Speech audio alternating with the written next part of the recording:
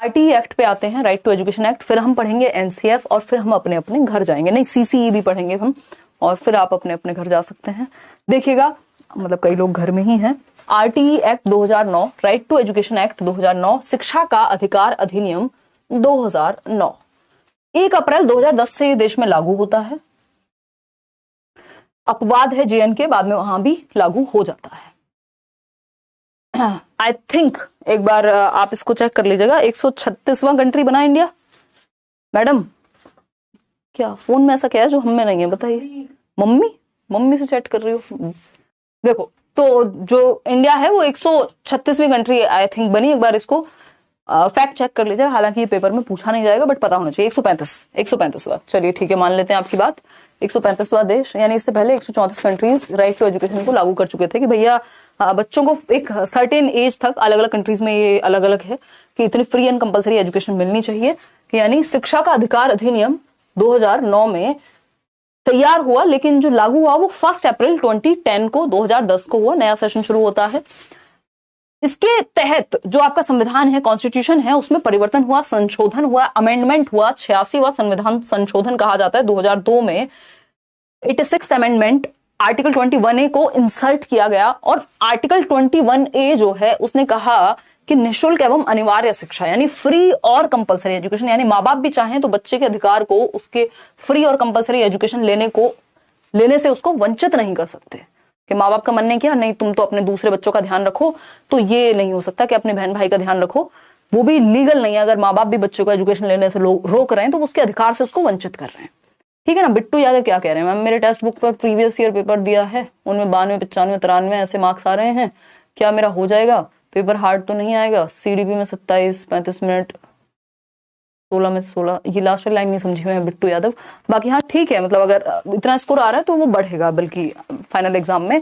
और थोड़ा सा ये देखो किस सेक्शन में कम स्कोर कर रहे हो, क्या रीजंस हैं, जो भी आपने टेस्ट सीरीज लगाई है और जो ऑफिशियल पेपर्स हैं प्रीवियस, उन दोनों के लेवल में कितना अंतर है उससे भी आपको पता लगेगा। ऐसा तो नहीं है वहां कुछ और ही पूछा जा रहा है, यहाँ कुछ और ही पूछा जा रहा है। हालांकि कुछ हद तक ठीक ही मानेंगे ये जो भी वेबसाइट आप बता रहे हैं, बट स्टिल मतलब मैंने एग्जैक्टली नहीं देखा, बट मेरे पास जो फीडबैक है काफी लर्नर्स से, वो मुझे लगता है कि ठीक ही है। चलिए आगे बढ़ते हैं। उर्मिला, देखिए पढ़ते हैं। अगर हम बात करेंगे यहाँ पर संविधान का, थोड़ा सा एनालिसिस आप स्वयं भी करें, है ना, उससे कोई नुकसान नहीं होगा।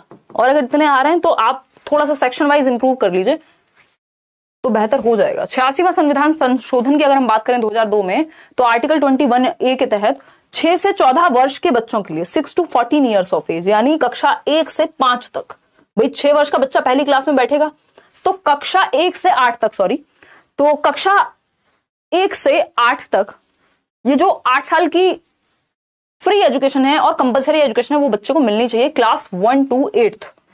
और हम बच्चे को फेल भी नहीं कर पा रहे थे इस दौरान, तो 6 से 14 वर्ष के बच्चों को अनिवार्य शिक्षा दी जाए, कंपलसरी एजुकेशन है। डिसेबल्ड के केस में यदि बच्चा डिसेबल्ड है तो 6 से 18 वर्ष होनी चाहिए ये जो एज ग्रुप है। एज के अनुसार नामांकन होगा, यानी मान लीजिए एक बच्चा है जो 8 साल का हो गया है, वो कभी स्कूल नहीं गया, अब आप उसको 8 साल की उम्र में पहली बार स्कूल में क्या करा रहे हैं, एनरोल करा रहे हैं। माँ बाप ने नहीं भेजा, खुद से नहीं गया, या 2 दिन गया फिर गया ही नहीं, तो आप क्या करा रहे हैं, एडमिशन दिला रहे हैं, बच्चे को एनरोल करा रहे हैं 8 साल की उम्र में।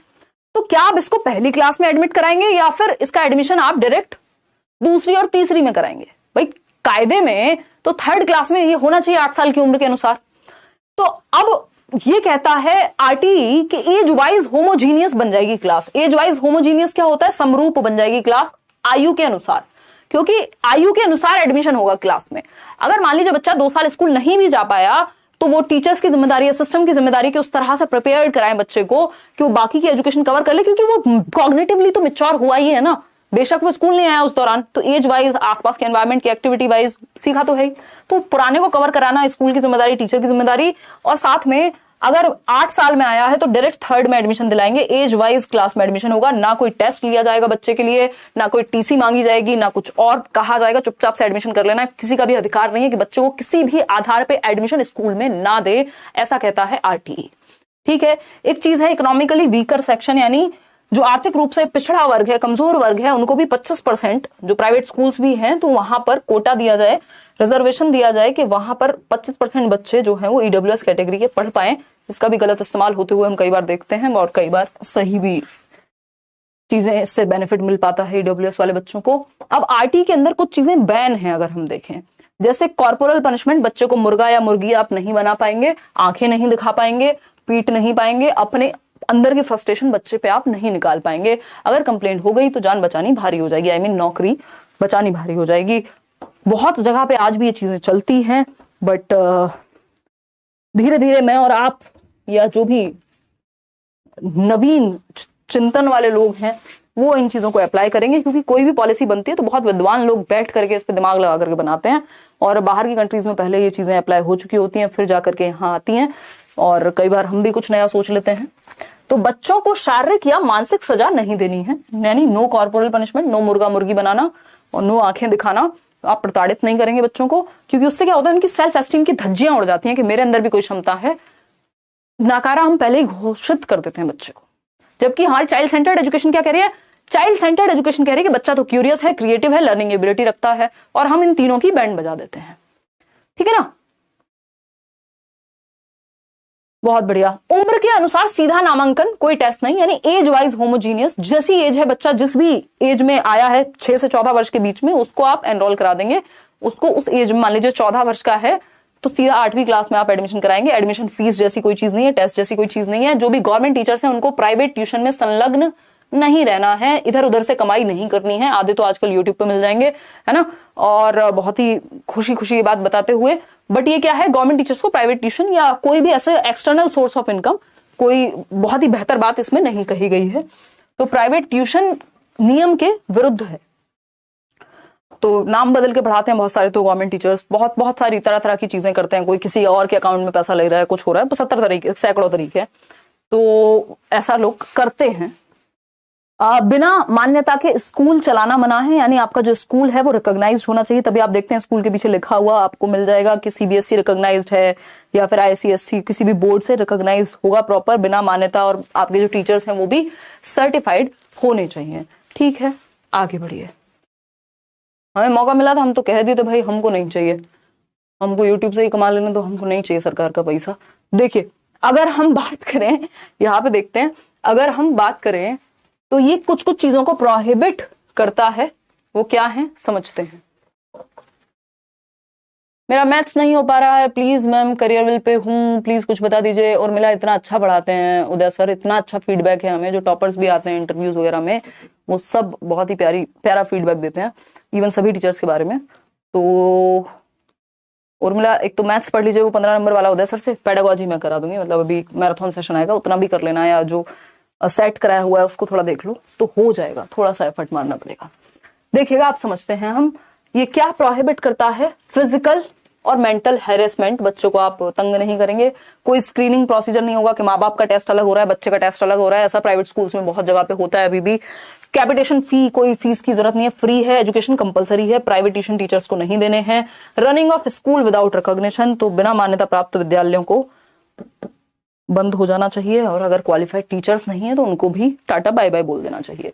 अगर हम बात कर रहे हैं, बट यहाँ क्वालिफिकेशन का कोई अंत नहीं है, है ना, हमारा पूरा एजुकेशन सिस्टम हिल जाता है तब जाकर फिर आप कोचिंग्स में आते हैं, अदरवाइज तो ये जो भी आप पढ़ रहे हैं सीटेट के लिए, क्या आपने टीचिंग ट्रेनिंग में नहीं पढ़ा होगा, है ना।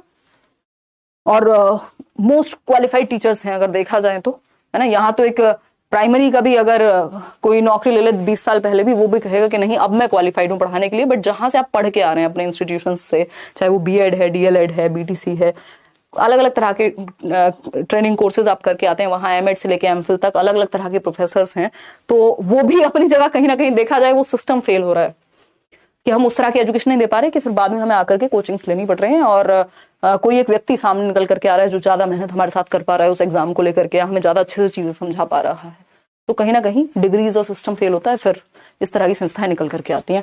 खैर, आते हैं प्राइवेट स्कूल्स में बीपीएल या below poverty line, economically weaker section 25%। अच्छा, ये याद रखिएगा, प्यूपिल टीचर रेशो जो है 30:1 है, यानी 30 बच्चों पे एक टीचर, ये है प्यूपिल टीचर रेशो, यानी शिक्षार्थी और शिक्षक रेशो जो है, यानी जहां 30 बच्चों की संख्या है तो एक टीचर, 60 बच्चे हैं तो 2 टीचर, 90 बच्चे हैं तो 3 टीचर, अगर 150 बच्चे हैं, 150 से ऊपर हैं, 150 हैं तो 4 टीचर प्लस एक प्रधानाध्यापक या अध्यापिका, प्रिंसिपल भी होने चाहिए। ठीक है। अगर हम बात करें प्राथमिक स्कूल बच्चे के घर से 1 किलोमीटर के दायरे में, वह उच्च प्राथमिक यानी जो प्राइमरी स्कूल है 1 to 5 का, वो 1 किलोमीटर के आसपास होना चाहिए आपके घर के। जो एलिमेंट्री या मिडिल स्कूल है 6 to 8 के लिए, वो 3 किलोमीटर के दायरे में होना चाहिए। ठीक। 1st to 5th वाला 1 किलोमीटर के दायरे में होना चाहिए। ठीक। यानी ये है बच्चे का घर, बच्चे के घर से 1 किलोमीटर पर होना चाहिए प्राइमरी स्कूल, और 3 किलोमीटर के दायरे में होना चाहिए क्या, middle school 6th to 8th वाला 3 किलोमीटर के दायरे में।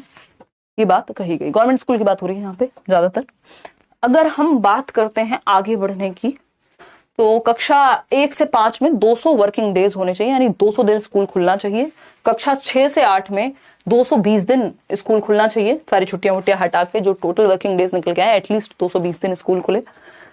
इसके अलावा अगर हम कह रहे हैं तो ये कहता है 45 घंटे 45 आवर्स एक हफ्ते में काम करना, एक सप्ताह में टीचर को, जिसमें प्रेपरेटरी या लेसन प्लानिंग के घंटे जो हैं वो इंक्लूडेड हैं।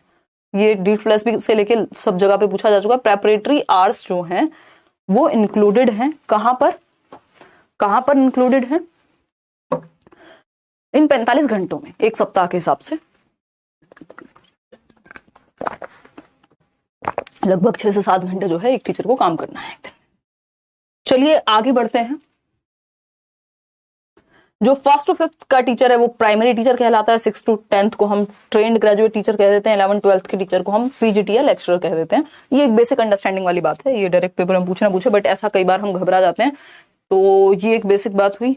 और प्राइमरी लेवल पे 30:1 होना चाहिए, यानी 30 बच्चों पे एक शिक्षक। अगर एलिमेंट्री लेवल है 6th to 8th का तो 35 बच्चों पे, क्योंकि बड़े बच्चे हैं तो ज्यादा बच्चे भी शांत बैठ जाते हैं, जैसे आप तो 22, 23, 32 हजार भी लोग शांति बैठे रहते हैं। ठीक। तो अगर हम बात करें तो ये 6 to 8 के लिए 35:1, प्राइमरी के लिए 1 to 5 के लिए 30:1, 9, 10th सेकेंडरी लेवल है, 11, 12th को सीनियर सेकेंडरी कहते हैं, ये तो एक डिफरेंट तरीके की बात हो गई। अगर बच्चे 150 से ऊपर हैं तो 4 टीचर और 1 प्रिंसिपल होना जरूरी है। NCF पे आ जाते हैं। ये मुख्य बातें थी RTE की, बाकी इसमें 8 सेक्शंस हैं जिनमें अलग अलग बात हुई है, बट वो सब महत्वपूर्ण CLET के लिए नहीं है, आज तक तो पूछे नहीं गए। देखिएगा अब समझते हैं NCF की कहानी। NCF एक ऐसा डॉक्यूमेंट है, कैसा डॉक्यूमेंट है, एक ऐसा डॉक्यूमेंट है NCF, हंस लो तुम, क्या कह रही हो, पेपर का डॉक्यूमेंट है, निशा कह रही है, हैशटैग निशा का लॉजिक है ना, दुनिया में अलग एकदम लॉजिक।